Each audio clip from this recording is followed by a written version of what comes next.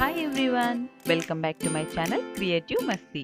ఇవాళ మీకు నేను మసాలా వడలు ఎలా తయారు చేసుకోవాలో చూపిస్తున్నానండి. దానికి కావాల్సిన పదార్థాలు: పావు కేజీ పచ్చెనగపప్పు తీసుకున్నాను. ఇది మాత్రము ముందుగానే కడిగి 2 అవర్స్ ముందు నానబెట్టేసుకొని పక్కన పెట్టుకోండి. పచ్చిమిర్చి, అల్లం, ఒక ఉల్లిపాయ ఇలా సన్నగా తరిగి పెట్టేసుకోండి.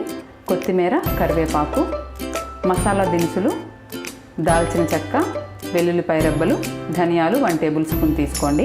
సాల్ట్ మీ టేస్ట్కి తగినంత, కొద్దిగా సోడా ఉప్పు, డీప్ ఫ్రైకి సరిపడా ఆయిల్. ఇప్పుడు తయారీ విధానం చూద్దాం.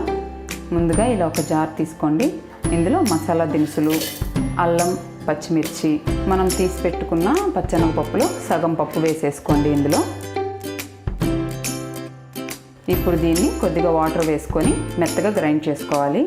చూడండి, ఇలా గ్రైండ్ చేసుకొని దీన్ని ఫస్ట్ ఒక బౌల్లోకి తీసేసుకోండి.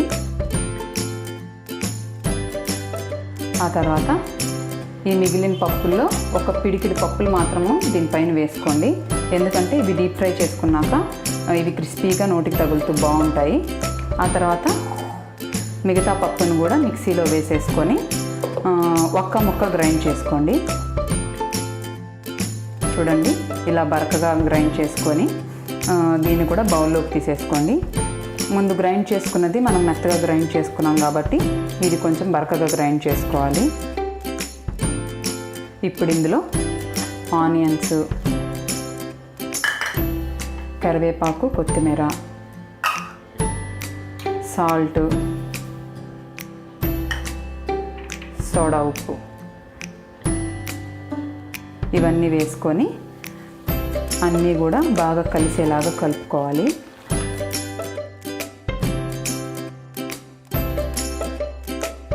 ఇలా కలుపుకొని ఒక పక్కన పెట్టుకోండి. ఆ తర్వాత స్టవ్ వెలిగించుకొని ఇలా ఒక బాండలు పెట్టుకొని డీప్ ఫ్రైకి సరిపడా ఆయిల్ వేసుకోండి. ఆయిల్ బాగా వేడవనివ్వాలి. ఆయిల్ వేడైందండి. ఇప్పుడు స్టవ్ మీడియం ఫ్లేమ్లో పెట్టుకోండి.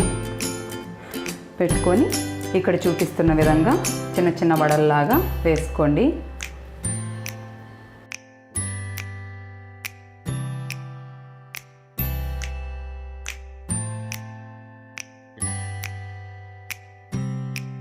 వీటిని మనము ఎర్రగా క్రిస్పీగా వచ్చేంత వరకు వేయించుకోవాలండి.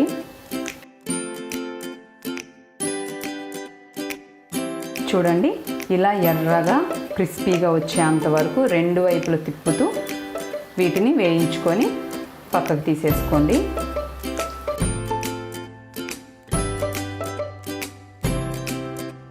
మిగతా పిండిని అంతటినీ కూడా ఇలా వడల్లా వేసేసుకోండి.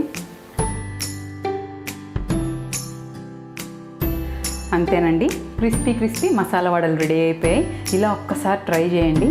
నా ఛానల్ కనుక మీకు నచ్చితే లైక్ చేయండి, షేర్ చేయండి, సబ్స్క్రైబ్ చేయండి. Thanks for watching.